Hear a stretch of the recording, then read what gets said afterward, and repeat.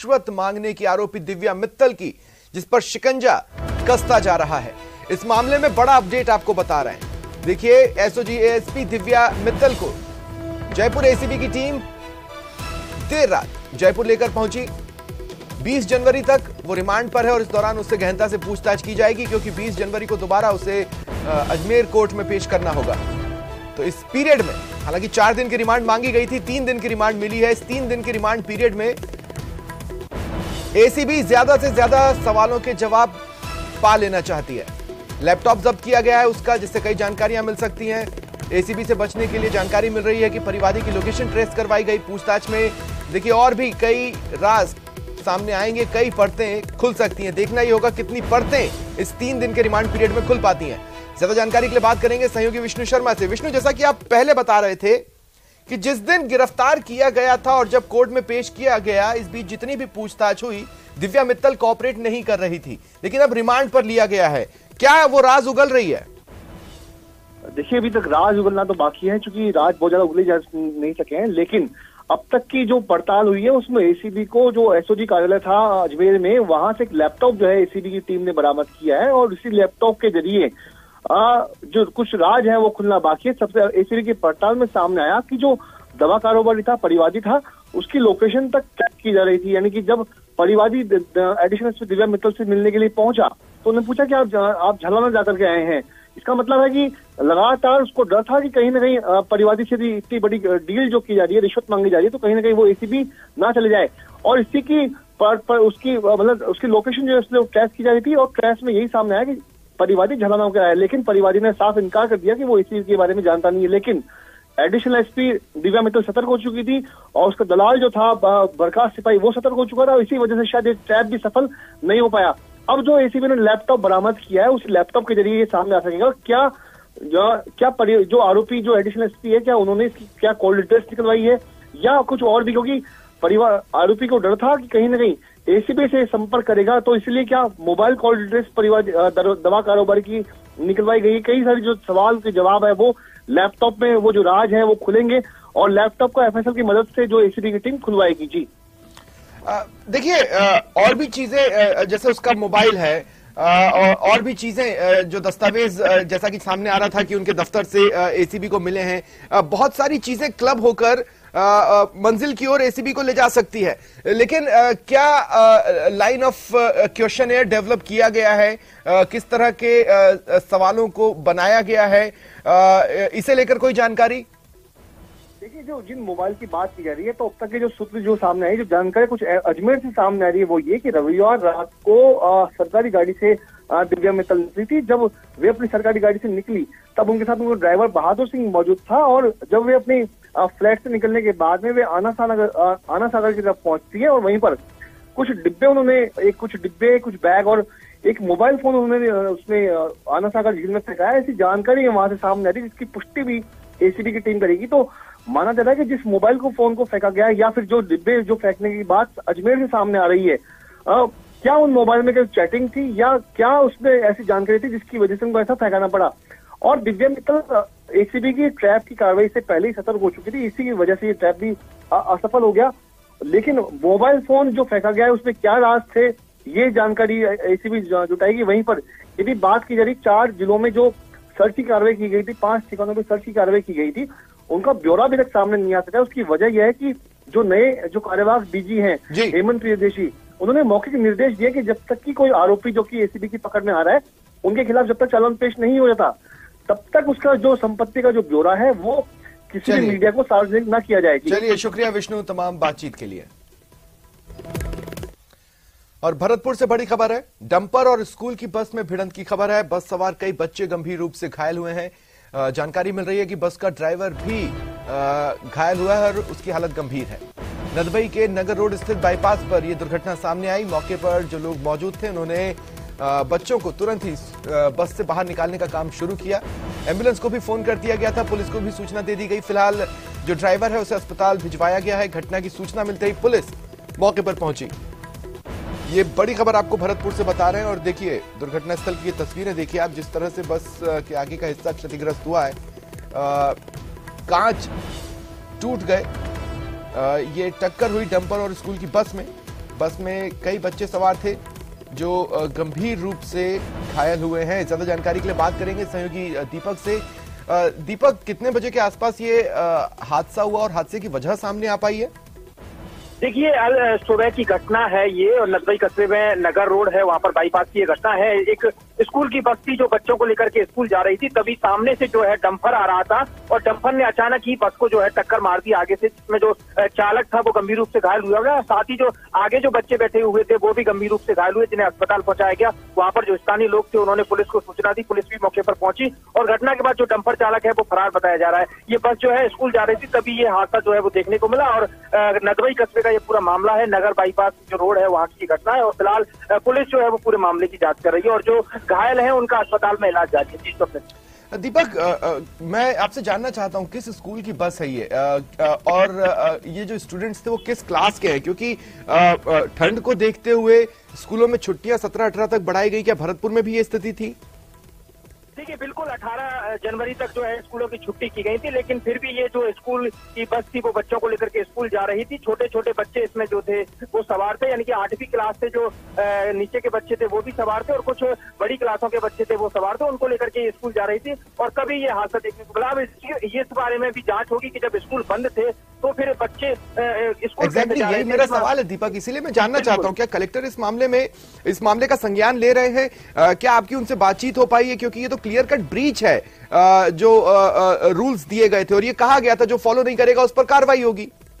देखिए, बिल्कुल शिक्षा विभाग के अधिकारी हैं, उनको निर्देश दिए गए हैं कि इसकी जांच की जाए कि इसमें जो 9वीं से 12वीं तक के बच्चे थे या फिर छोटी क्लासों के भी बच्चे थे, अगर इस बस में छोटी क्लासों के बच्चे सवार हुए तो उस स्कूल प्रबंधक के खिलाफ कार्रवाई की जाएगी। कि आखिर जब जिला कलेक्टर के निर्देश है कि 18 जनवरी तक स्कूलों को बंद रखा जाए तो फिर आज वो स्कूल में बच्चों को जो है क्यों बुलाया गया था, इस पूरे मामले की जांच होगी और अगर वो दोषी पाया जाता है, अगर उसमें छोटे बच्चे हुए, इस पूरे मामले की जांच की जा रही है तो उसके खिलाफ स्वाभाविक कार्रवाई जो है वो की जाएगी। क्योंकि साफ तौर पर बिल्कुल दो चीजें हैं यहाँ पर, यह भी है कि स्कूल खोलने के टाइम को लेकर भी गाइडलाइंस दी गई हैं, फिर आखिर उससे पहले ये बस सड़कों पर क्यों थी?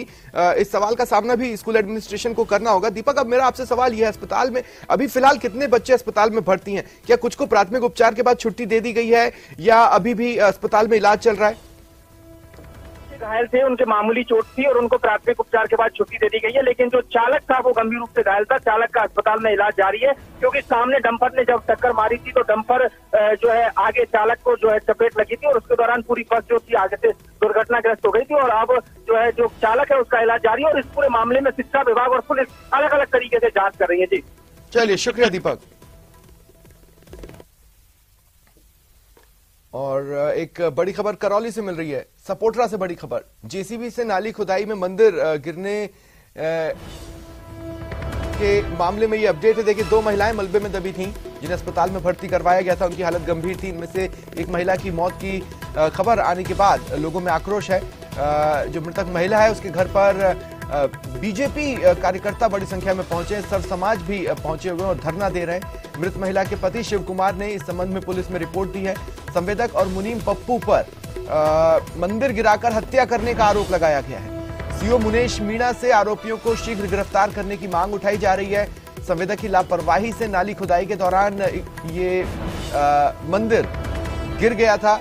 इसे लेकर वैसे ही लोग आक्रोशित थे। जो 2 महिलाएं मलबे में दबी थी उनमें से एक की मौत की खबर जैसे ही सामने आई, आक्रोश और चरम पर पहुंच गया।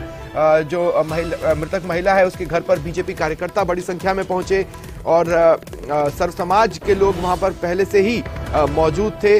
जो धरना उन लोगों ने शुरू किया था वो धरना इस वक्त भी जारी है। उस बीच जो मृतक महिला है उसके पति शिव कुमार ने पुलिस में एक रिपोर्ट दी है और संवेदक और एक मुनीम पप्पू नाम के व्यक्ति पर मंदिर गिराकर हत्या करने का आरोप मृतक महिला के पति शिव कुमार ने लगाया है। और साथ ही देखिए, लगातार ये मांग की जा रही है कि जो आरोपी हैं उन्हें शीघ्र से शीघ्र गिरफ्तार किया जाए। इस घटना की शुरुआत को समझिए। देखिए, ये तस्वीरें भी आपकी टीवी स्क्रीन पर कल की कार्रवाई की हैं।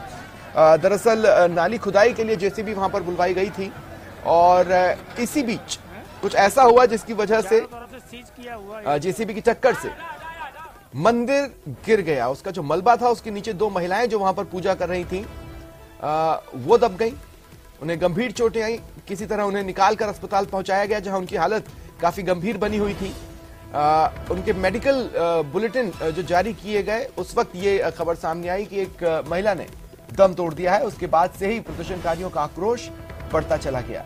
धरना दिया जा रहा है, मांग उठाई जा रही है कि आरोपियों को गिरफ्तार किया जाए। एफआईआर करवाई गई है मृतक महिला के पति की ओर से, उसने पुलिस में रिपोर्ट दी है।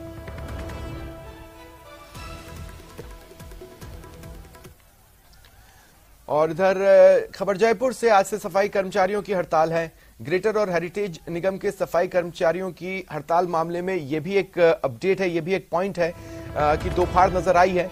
जो संयुक्त वाल्मीकि सफाई कर्मचारी संघ है वो हड़ताल पर है। सफाई कर्मचारियों की हड़ताल से पहले दो फाड़ कुछ इस तरह से नजर आई कि सिर्फ वाल्मीकि समाज संघ से जुड़े सफाई कर्मी ही हड़ताल पर हैं, वहीं सर्व समाज की जो सफाई कर्मचारी हैं वो इस कार्य बहिष्कार में शामिल नहीं है। ऐसे में आज सड़कों पर वो अपनी ड्यूटी निभाते नजर आए हैं। अन्य समाज से जुड़े कर्मचारी सड़कों पर सफाई करते दिखे। उनकी जो बीट अलॉटेड है उन पर वो काम करते नजर आए। इधर वाल्मीकि सफाई कर्मचारी संघ के जो कर्मी हैं वो कार्य का बहिष्कार कर हड़ताल कर रहे हैं। ज्यादा जानकारी के लिए बात करेंगे सहयोगी महेश से। महेश, ओवरऑल क्या स्थिति है इस वक्त? देखिए, सबसे महत्वपूर्ण कारण इनके बीच में दो फाड़ होने का यही है कि वाल्मीकि समाज जो है वो ये चाहता है कि सफाई कर्मचारी जो भी भर्ती किए जाएं उसमें वाल्मीकि समाज का एक महत्वपूर्ण आरक्षण उसके अंदर होना चाहिए, यानी कि वाल्मीकि समाज को ही प्राथमिकता उसमें मिलनी चाहिए। इस वजह से जो बाकी जाति और समाज के जो भी सफाई कर्मचारी हैं वो इस बात से नाराज हैं और इस कारण से उन्होंने ये समर्थन जो है वाल्मीकि समाज के सफाई कर्मचारियों को नहीं देते हुए आज जो भी नगर निगम के सफाई के कामकाज है वो सभी बीट्स के अंदर जाकर के और उन्होंने संभाला है। करीब 2000 बाकी जातियों के सफाई कर्मचारी हैं, तो वहीं एक बड़ा नंबर 5000 के आसपास में जो है वो वाल्मीकि समाज का है। तो ऐसे में जो वाल्मीकि समाज है वो यहाँ पर ऐलान कर चुका है हड़ताल का, कार्य बहिष्कार का ऐलान उन्होंने कल ही कर दिया था और आज से उन्होंने यहाँ पर दावा किया है कि जयपुर में कहीं भी अपने कार्य कामकाज जो है वो नहीं किया है सफाई का और उस कार्य का बहिष्कार करते हुए 12 बजे जयपुर हेरिटेज नगर निगम में वे पहुंच रहे हैं और आगे वहां से आंदोलन की नई रणनीति तैयार कर रहे हैं। जब वहां पर एकजुट होंगे तो उनसे सवाल भी बेशक होगा। कल वे कह रहे थे कि सर्व समाज जो है, सभी जातियां जो है उनके साथ में है, भले ही सफाई कर्मचारियों में किसी तरह का जो है वो अलग अलग बंटवारा नहीं है जातियों का। तो ऐसे में लेकिन यहाँ पर जब वाल्मीकि समाज ने अपनी एक मांग रखी, इस वजह मतलब वो सैद्धांतिक समर्थन दे रहे हैं लेकिन हड़ताल को उनका समर्थन नहीं है, ये आप कह रहे हैं? हाँ बिल्कुल। देखिए, जिस तरह से समर्थन का मतलब है कि कर्मचारी हितों की जो भी मांगे हैं वो सर्व समाज के जो भी सफाई कर्मचारी हैं वो भी कर रहे हैं, लेकिन इस बात से उनके साथ में उनका समर्थन नहीं था कि वाल्मीकि समाज जो सफाई कर्मचारियों की भर्ती है उसके अंदर केवल अपने वाल्मीकि समाज को ही लिए जाने की जो बात कह रहा है उसके साथ में वे कतई भी नहीं है और इस वजह से उन्होंने इस आंदोलन के साथ में अपना समर्थन जो है वो नहीं दिया है। और 2000 सफाई कर्मचारी आज नगर निगम का जो कामकाज था उसको संभाले हुए थे। कहीं कहीं एक वैकल्पिक व्यवस्था के कारण नगर निगम में आज ज्यादा हालत खराब नहीं हुई है और नगर निगम प्रशासन ने भी जो है राहत की सांस ली है। अब दो फाड़ जो है सफाई कर्मचारियों के वो होने के कारण से जो है भले ही नगर निगम को राहत मिली है लेकिन स्वच्छ सर्वेक्षण नजदीक है और रैंकिंग सुधारने की बड़ी चैलेंज जो है वो यहाँ पर नगर निगम के प्रशासन के सामने है। तो फिलहाल शहर की सफाई व्यवस्था बुरी तरह से चरमराई है या फिलहाल ओके है? देखिए स्वप्निल, इसको हमें इस तरह से समझना चाहिए कि डोर टू डोर जो कचरा कलेक्शन होता है वो एक ठेका कंपनी के पास में है। तो ऐसे में शहर के जो घरों से निकलने वाला कचरा है वो तो नियमित रूप से जा रहा है, यानी उसमें कहीं कोई कतई जो है ढिलाई या लापरवाही भी देखने को मिली है। लेकिन जो सड़कों के किनारे जो सफाई होती है वो कहीं ना कहीं मैकेनाइज सिस्टम और वाल्मीकि समाज या फिर जो बाकी समाज के जो सफाई कर्मचारी हैं वो संभालते हैं, उस पर जो है असर पड़ सकता है। साथ ही साथ में सीवरेज का जो काम होता है ये सफाई कर्मचारी करते हैं, महत्वपूर्ण काम होता है। तो ये जो कामकाज की शिकायतें हैं उन पर ये असर जरूर पड़ सकता है। डोर टू डोर यथावत है, उसमें किसी तरह से कोई दिक्कत नहीं है क्योंकि डोर टू डोर के लिए हुपर पहुंच रहे हैं और हुपर जो है वो कचरा कलेक्ट करके और अपने जो कचरा स्टेशन होता है वहां पर ले जा करके और उसे खाली करते हैं। तो इसमें सफाई कर्मचारियों का कोई रोल नहीं होता है। जो सफाई कर्मचारी होते हैं वो सड़कों के किनारे झाड़ू लगाने का काम करते हैं और सीवरेज की जो सफाई है उसमें एक महत्वपूर्ण भूमिका वहां पर निभाते हैं, भले जेटिंग मशीन को लगाना करने का काम हो।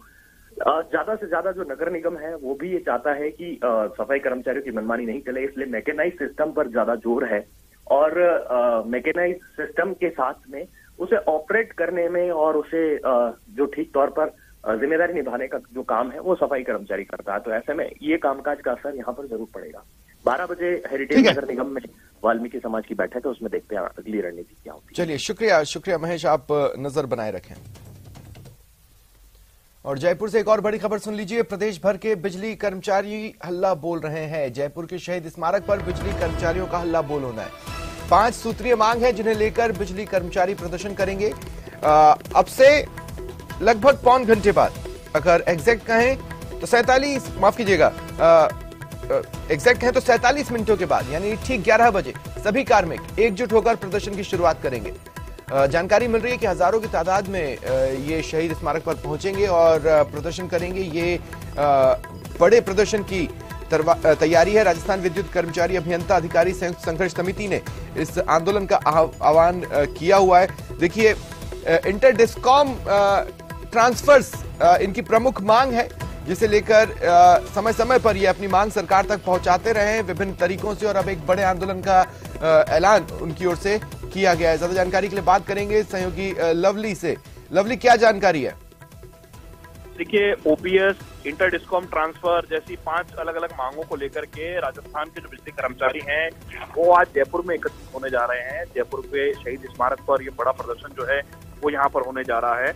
राजस्थान के करीब आप मान के चले हजारों की तादाद में जो कर्मचारी हैं बिजली विभाग से जुड़े हुए, वो लोग आज अपना कामकाज छोड़ करके जयपुर के अंदर जुट रहे हैं और जयपुर में सरकार के कानों तक अपनी आवाज पहुंचाने के लिए वो यहाँ पर प्रदर्शन करते हुए नजर आएंगे। शहीद स्मारक पर 11 बजे से उनके पहुंचने का जो सिलसिला है वो शुरू हो चुका है। 11 बजे से प्रदर्शन जो है एक बड़े रूप में जो है अब आपको नजर आएगा। इसके साथ साथ में जो है प्रदर्शन के अंदर बड़ी तादाद में जो कर्मचारियों के अलावा जो उनके अधिकारी हैं, इंजीनियर्स हैं, तमाम जो लोग हैं वो आपको यहाँ पर दिखेंगे और ये प्रदर्शन करीब 2 घंटे तक यहाँ पर चलने वाला है, जिसमें एक बड़े स्तर पर यह प्रदर्शन होगा। और इस प्रदर्शन में राजस्थान के जो कर्मचारी हैं वो इंटर डिस्कॉम ट्रांसफर की मांग को लेकर के अपनी आवाज बुलंद करेंगे और सरकार के कानों तक ये बात पहुंचाएंगे कि अगर उनकी मांगे नहीं मानी गई तो बिजली व्यवस्था के कामकाज को वो चौपट कर देंगे। जी, शुक्रिया तमाम जानकारी के लिए।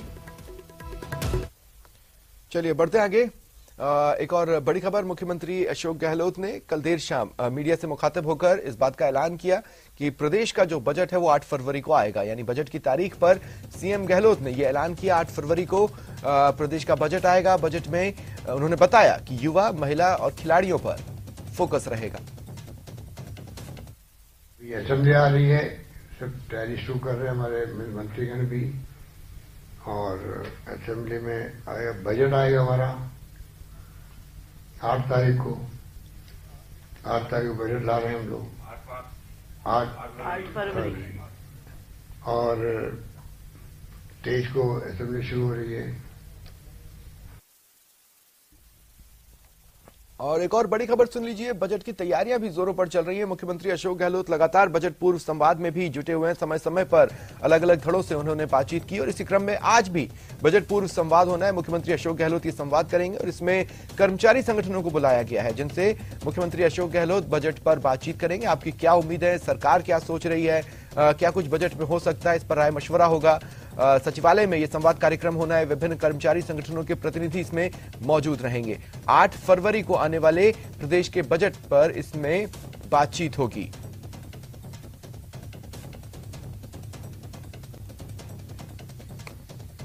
तो देखिए, महिलाओं से उन्होंने बातचीत की थी और भी लोगों से बातचीत की थी। अभी तक जो जानकारी सरकार की ओर से आई है, खुद मुख्यमंत्री अशोक गहलोत ने कहा है कि जो प्राइम फोकस इस बजट का है वो युवा, महिला और खिलाड़ी हैं।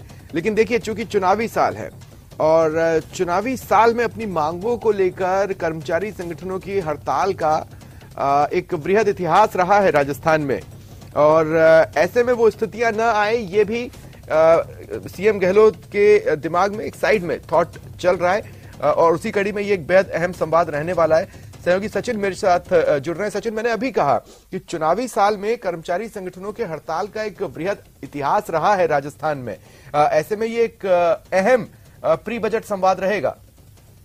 हाँ, बिल्कुल। देखिए, प्री बजट संवाद रहेगा क्योंकि कर्मचारियों को भी उम्मीद है कि 4 साल हो गए, 4 साल में जो मांगे लंबित रह गई हैं उनको इस बजट में अशोक गहलोत पूरा कर लेंगे। यही वजह है कि कर्मचारी लगातार ज्ञापन भी दे रहे हैं, अपने अपने तरीके से विरोध जता रहे हैं, अपनी मांगों को उठा रहे हैं, और उसी के मद्देनजर सीएम अशोक गहलोत भी इस बात को समझना चाहते हैं और चाहते हैं कि बजट में ऐसी मांगे जो बेहद जरूरी है, जो कई सालों से लंबित चल रही है। इसमें आप मुख्य रूप से देखेंगे तो सावंत कमेटी की जो रिपोर्ट है वो सौंप दी है, सावंत कमेटी की रिपोर्ट मुख्यमंत्री को सौंप दी गई है। तो उसमें बहुत सारी ऐसी विसंगतियां थी सातवें वेतन आयोग में जिनको दूर करना था। गहलोत सरकार से पहले वसुंधरा सरकार ने भी कमेटी बनाई थी, तो वो एक मुख्य मांग इनकी है कि उसकी कमेटी की रिपोर्ट को एज इट इज लागू किया जाए। तो उसको लेकर भी जो है वो आज महत्वपूर्ण बात हो सकती है। इसके अलावा बोर्ड निगम बहुत सारी चीजें ऐसी है जिससे कि जिनको लेकर आज कर्मचारी अपनी बात रखेंगे और सीएम भी उस चीज को समझना चाहेंगे। और क्योंकि अंतिम साल है तो ये कर्मचारियों को उम्मीद है कि सरकार किसी को नाराज नहीं करेगी, हर मांग पूरी कर ली जाएगी। और जब संवाद हो रहा है तो अब खुलकर कर्मचारी संगठन अपनी बात रख पाएंगे। अब उनमें से कितनी बातें पूरी होती है, कौन कौन सी ऐसी डिमांड है जिस पर सहमति बन पाती है, तमाम तरह की चीजें देखनी होगी। फिलहाल पहले 11 बजे का समय था, अब 2:30 बजे वो समय हो गया है। 2:30 बजे मुख्यमंत्री सचिवालय कॉन्फ्रेंस हॉल में कर्मचारियों से बात करेंगे। इसमें एकीकृत महासंघ है या अन्य मंत्रालय कर्मचारी है, तमाम जो संगठन है उनके एक एक प्रतिनिधि को बुलाया गया है और उन सबसे संवाद होगा, वो अपनी बातें रखेंगे। और हम भी आश्वस्त कर चुके हैं कि ये जो बजट होगा वो सभी के फायदे का बजट होगा। इसमें इस तरह की घोषणाएं होंगी, इस तरह का रोड मैप होगा जिससे कि राजस्थान तो विकास की राह पे बढ़ेगा ही, कर्मचारियों के हितों को भी साधा जाएगा। जी चलिए, शुक्रिया तमाम जानकारी के लिए। और देखिए, विधानसभा सत्र में राइट टू हेल्थ बिल लाने की तैयारी है। चिकित्सा मंत्री भी इस बात को बोल चुके हैं। सीएम गहलोत ने भी इशारों में इस बात को कहा है कि राइट टू हेल्थ बिल इसी बजट सत्र में लाया जाएगा और इसे पारित करवाने का प्रयास होगा। चिकित्सा विभाग ने राइट टू हेल्थ बिल के लिए तैयारियां शुरू कर दी हैं। बिल से जुड़े जो पॉइंट्स हैं, बिंदु हैं, उन पर अगर क्रॉस थॉट्स आ रहे हैं, यानी अगर मतभेद आ रहे हैं, तो उनको मिटाने के लिए अहम चर्चा की जाएगी। चिकित्सा शिक्षा सचिव टी रविकांत की अध्यक्षता में ये बैठक होनी है। देखिए, एक बेहद बड़ी ये घोषणा रहेगी अगर राइट टू हेल्थ बिल पारित हो जाता है तो ये विश्वास मानिए काफी गेम चेंजर बिल है जिसे लाने की तैयारी प्रदेश सरकार कर रही है। प्रदेश सरकार अपने रिपोर्ट कार्ड में जिन जिन योजनाओं का हवाला देती है उसमें एक और योजना जो जुड़ सकती है वो राइट टू हेल्थ बिल हो सकता है। ऐसे में इस गेम चेंजर बिल को लेकर बृहद स्तर पर तैयारियां चल रही हैं, जो कि सरकार का प्रयास है इसी सत्र में ले आया जाए। और बजट सत्र में जब तमाम लोक लुभावन घोषणाएं होंगी उसके बीच में अगर कोई चीज सबसे ज्यादा चमकदार हो सकती है तो वो राइट टू हेल्थ बिल हो सकती है। ऐसे में जो भी मतभेद है उसे मिटाने के लिए अहम चर्चा आज की जानी है। ज्यादा जानकारी के लिए बात करेंगे सहयोगी सौरभ गृहस्थी से। सौरभ, क्या जानकारी है और अमूमन किस तरह के मतभेद अब तक सामने आए हैं, किन पॉइंट्स पर? देखिए, एक पॉइंट जो है वो मुख्य रूप से सामने आया है वो है इमरजेंसी शब्द। ये इमरजेंसी शब्द इस राइट टू हेल्थ बिल में शामिल किया गया है, जिसके तहत मरीज जो है वो इमरजेंसी में किसी भी निजी अस्पताल में जाकर इलाज ले सकता है। निजी अस्पताल को उसका इलाज करना होगा, लेकिन जो निजी अस्पताल संचालक हैं, डॉक्टर्स हैं, उनका ये कहना है कि इस शब्द की परिभाषा क्या है। अगर कोई मरीज छोटी मोटी बीमारी को लेकर भी अगर इमरजेंसी के रूप में अस्पताल में शामिल हो जाता है, इलाज के लिए पहुंच जाता है और उसका इलाज कर दिया जाता है, तो उसका बिल का भुगतान जो है वो कौन करेगा। ये एक परिभाषा है जिसको जो डिस्क्राइब जो है वो करना चाहते हैं डॉक्टर्स, और ये चाहते हैं कि इसका जो है वो संशोधन किया जाए, क्योंकि उनको ये डर है कि आमतौर पर ऐसा होता है कि लोग जो है वो पहुंच जाते हैं और फिर जो है वो इलाज का खर्चा जो है वो नहीं देते। इस प्रकार की समस्या दूसरे मामलों में भी देखने को मिली है। तो ये इस पॉइंट को लेकर लगातार जो है वो डॉक्टर्स जो है वो उनमें कह सकते हैं कि मतभेद जो है वो बना हुआ है, और उसी मतभेद को दूर करने की कोशिश जो है वो सरकार भी करना चाहती है। और यही कारण है कि आज दोपहर में जो है वो एक बैठक रखी गई है और उस बैठक में जो है वो विस्तृत रूप से इस पर चर्चा जो है वो की जाएगी, क्योंकि ये साफ हो गया है कि राइट टू हेल्थ बिल जो है वो इस बजट सेशन में जो है वो पास। शुक्रिया तमाम जानकारी के लिए। और देखिए, एक और बड़ी खबर आपको बता देते हैं। ये जो खबर है वो झुंझुनू से है। उदयपुर वाटी किसान सम्मेलन में हिस्सा लेने कांग्रेस विधायक वेद प्रकाश सोलंकी पहुंचे और उन्होंने पायलट राग अलापा। पत्रकारों से बातचीत में सोलंकी ने कहा, सीएम के चेहरे को लेकर कोई संशय नहीं है। उन्होंने साफ कहा, जिसे राजस्थान की जनता पसंद करती है वो ही सीएम का चेहरा होगा। सचिन पायलट जी को चेहरा हटाया था, इसलिए मेरी क्षेत्र की जो जनता है, चाकसू की जनता है, उनका चेहरा देख के मुझे विधायक बनाया था, तो हम विधायक बन के आ गए। तो राजस्थान की जनता जिस तरह से जिसको चेहरे को चाहेगी उस हिसाब से विधायक जीत के आएंगे, वो सामने आ जाएंगे। चेहरा एक ही होगा, वही चेहरा आएगा राजस्थान की धरा के ऊपर जिसको जनता पसंद करेगी।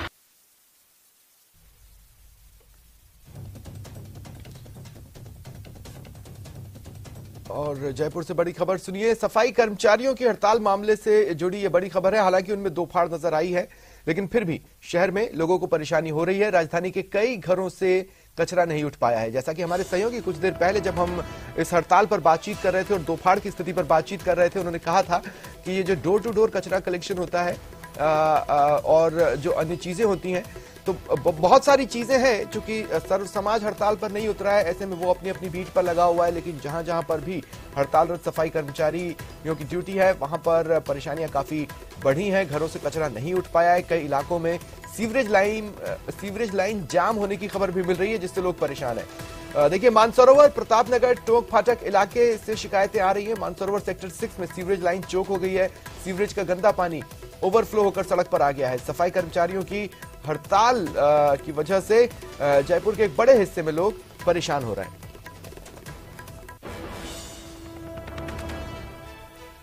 देखिए, ये बिगड़ी सफाई की स्थिति की तस्वीरें आप अपने टीवी स्क्रीन पर देख पा रहे हैं। चूंकि सीवर लाइन कई जगहों पर चोक हुई है, जाम हुई है, ऐसे में सीवरेज का जो गंदा पानी है वो ओवरफ्लो होकर सड़कों पर आ चुका है। और देखिए, चूंकि ठंड का महीना है, ऐसे में ये पानी काफी देर तक वहां पर रहेगा, भी स्टैग्नेंट रहेगा। ये एक दुविधा की स्थिति लोगों के लिए सामने आई है। इसके अलावा कई घर हैं, एक बड़ा इलाका है राजधानी का, जहां घरों से कचरा नहीं उठा है और वहां पर गंदगी भी नजर आ रही है। बहरहाल, सफाई कर्मचारियों की हड़ताल का जयपुर में किस तरह का असर है, वो इन तस्वीरों से आसानी से देखा और समझा जा सकता है।